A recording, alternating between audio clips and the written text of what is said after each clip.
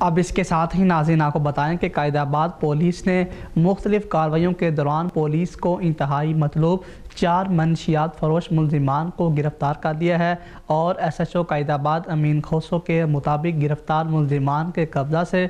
17 کلو 800 gram سے زائد چرس برآمد ہوئی ہے۔ اسی حوالے سے مزید احوال بتا رہے ہیں کراچی سے ہمارے نمائندے ذوالفقار علی۔ جی ذوالفقار بتائیے گا۔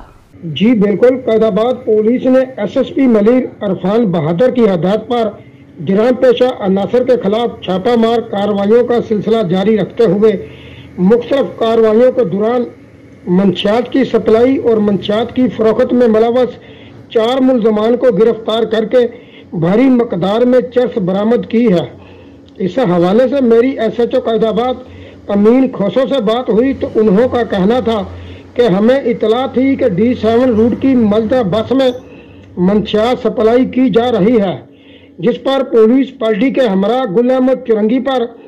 ملدہ بس روک کر تلاشی لی گئی تو بس میں سوار 3 ملزمان نوشیر، عمر فیاض اور وسیم کے قبضے سے 16 کلو سے زائد چرس برآمد ہوئی۔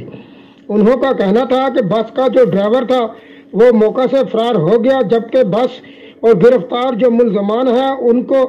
برآمد ہونے والی منشیات سمیت تھانے منتقل کر دیا گیا ہے۔ امین کھوسو نے بتایا کہ پولیس نے ریڈی روڈ مصطفیٰ مسجد کے قریب دوسری کارروائی کرتے ہوئے پولیس کو مطلوب ملزم احسان اللہ عرف کباڑی کو منشیات فروخت کرتے ہوئے رنگے ہاتھوں گرفتار کر کے